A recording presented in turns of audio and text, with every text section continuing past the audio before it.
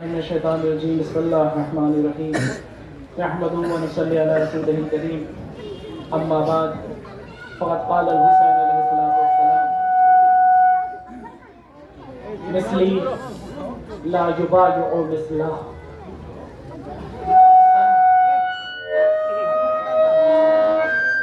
سن 61 ہجری میں وقت کے ظالم بادشاہ نے سید الشہداء امام حسین سے بیعت کا مطالبہ کیا تھا اور کہا تھا یا تو ہم سے بیعت کر لو یا سر کٹا دو۔ امام حسین نے آج سے 1400 سال پہلے یہ نہیں کہا کہ حسین تجھ جیسے نجس ظالم اور بدکار کی بیعت نہیں کر سکتا۔ حسین نے یہ کہا تھا کہ مجھ جیسا تجھ جیسے کی بیعت نہیں کر سکتا۔ آج جس کی شہادت کی خبر پا کے آپ یہاں پہ آئے ہیں وہ حسین کا سچا عاشق، وہ حسین کا ماننے والا، وہ حسین کا بیٹا، وہ حسین کی سیرت پہ چلنے والا، اسی سیرت پہ عمل کرتا ہوا دنیا سے رخصت ہو گیا۔ اس نے اعلان کر دیا، اے امریکہ، اے اسرائیل، تو دنیا والوں کی نگاہوں میں طاقتور ہوگا، ہماری نگاہ میں سوائے پروردگار عالم کے کوئی طاقتور نہیں ہے۔ جب تک اس نے حیات دی ہے ہم زندہ ہیں، جب جائیں گے تو شان کے ساتھ جائیں گے، اور آج شان کے ساتھ اس دنیا سے رخصت ہوئے ہیں۔ برکتوں کے مہینے میں نہ کسی بنکر میں جانے کی ضرورت، نہ کہیں چھپنے کی ضرورت، نہ کسی کا خوف، نہ کسی کا ڈر، جام شہادت نوش فرما گئے۔ بہت سے لوگوں کے دلوں میں یہ خیال آ رہا ہوگا جب وہ دنیا سے رخصت ہو گئے تو پھر چلے گئے، بات ختم ہو گئی۔ شاید آپ نے قرآن نہیں پڑھا، وَلَا تَحْسَبَنَّ الَّذِينَ قُتِلُوا فِي سَبِيلِ اللَّهِ أَمْوَاتًا بَلْ أَحْيَاءٌ عِندَ رَبِّهِمْ يُرْزَقُونَ۔ وہ جو مٹی کے نیچے چلا گیا ہے اسے مردہ نہ سمجھنا، وہ زندہ ہے، وہ زندہ ہے۔ جملہ یاد رکھ کے جاؤ نوجوانوں، وہ زندہ ہے جو زمین کے نیچے چلا گیا۔ مردہ وہ ہیں جو زمین پہ چل رہے ہیں لیکن ضمیر اتنا مردہ ہو گیا ہے کہ ظالم کے خلاف آواز نہیں نکال پا رہے۔ وہ مردہ امریکہ اسرائیل کو نہیں کہہ رہا، وہ تو مردہ ہیں، وہ تو بدکار ہیں، بدبخت ہیں۔ میں ان مسلمانوں کو مردہ کہہ رہا ہوں جنہوں نے امریکہ اور اسرائیل کو یہ اجازت دی کہ امریکہ اور اسرائیل نے ان کے ٹھکانوں سے آ کے امریکہ کو نشانہ بنایا۔ یہ مسلمان حکومت کے حکمراں، یہ سعودی، یہ دبئی، UAE کیوں خاموش بیٹھے ہوئے ہیں؟ ان کی زبان پہ کیوں تالا لگا ہوا ہے؟ اے امریکہ کے نمک خاروں، یاد رکھنا امریکہ نہ کل تمہارا سگا تھا نہ آج تمہارا سگا ہے۔ اگر آج اس نے ایران کو نشانہ بنایا اور تم یہ سوچو کہ تشیع کو نشانہ بنایا، شیعہ کو نشانہ بنایا، ہم سے کیا مطلب؟ تو یہ تمہاری بھول ہے۔ تم شیعہ اور سنی میں بٹے ہوگے، یہ صرف مسلمان دیکھتا ہے، یہ صرف اسلام دیکھتا ہے۔ اس نے اسلام کو توڑنے کی کوشش کی ہے۔ اگر واقعی اسلام کے حمایتی ہو تو رہبر کے فرمان پہ عمل کرنا۔ رہبر نے جوڑنے کا کام کیا تھا، رہبر نے اتحاد کا کام کیا تھا، متحد ہونے کا کام کیا تھا۔ اے مسلمانوں اور بے غیرت مسلمانوں، تمہاری غیرت کو اس وقت کیا ہو گیا تھا جب فلسطین میں معصوم بچوں کا قتل ہو رہا تھا؟ تب بھی تم خاموش بیٹھے تھے۔ غازہ میں رونے والے بچوں کی آواز گریہ تمہیں سنائی نہیں دی، تب بھی تم خاموش تھے۔ اب بھی تم خاموش ہو تو پھر سنو، ارشد آبدی اعلان کر رہا ہے، امریکہ پہ بعد میں لعنت، اسرائیل پہ بعد میں لعنت، سب سے پہلی لعنت کے مستحق یہی آل سعود ہیں، یہی دبئی والے ہیں، یہی وہ افراد ہیں جنہوں نے امریکہ کا ساتھ دیا اور اسرائیل کا ساتھ دیا۔ امریکہ مرد آباد، امریکہ مرد آباد، امریکہ مرد آباد، امریکہ مرد آباد، امریکہ مرد آباد۔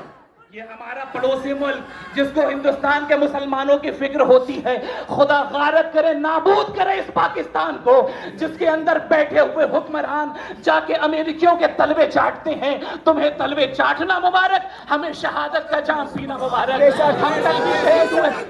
اللہ اللہ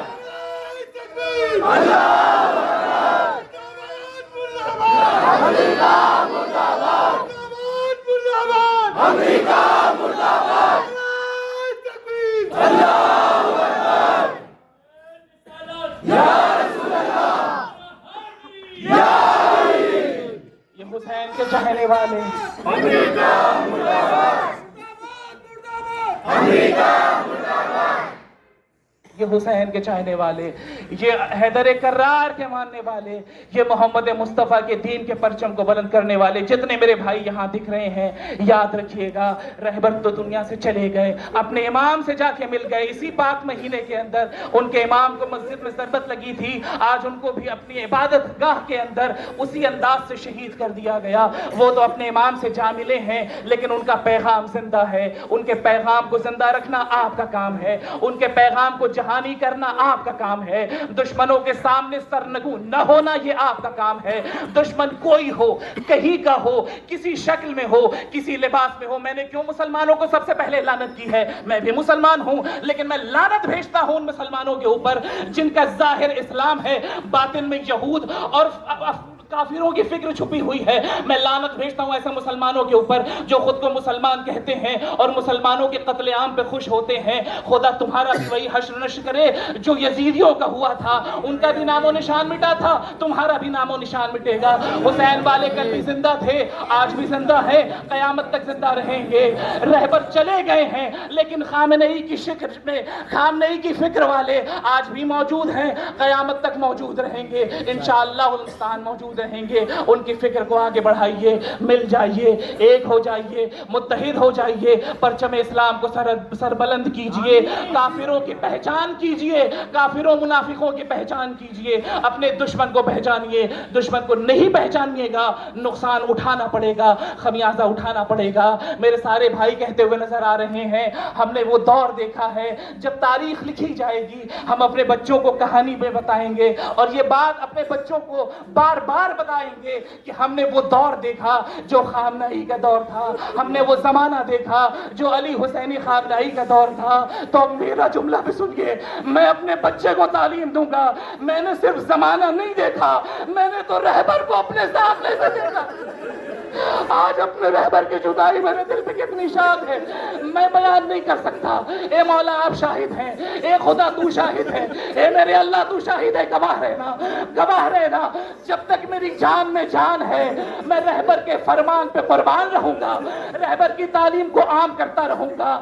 مر جاؤں گا لیکن کسی بھی حال میں ظالم کے آگے سر کو نہیں جھکاؤں گا، سر کٹانا پسند کروں گا، سر جھکانا پسند نہیں کروں گا۔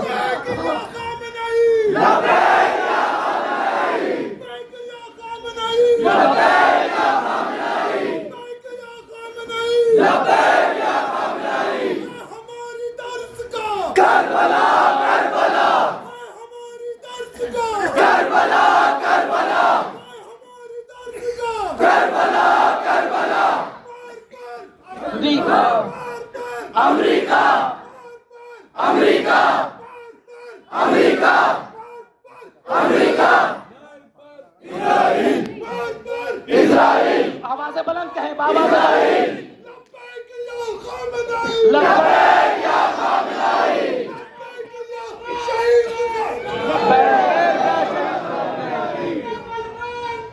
جان بھی قربان ہے،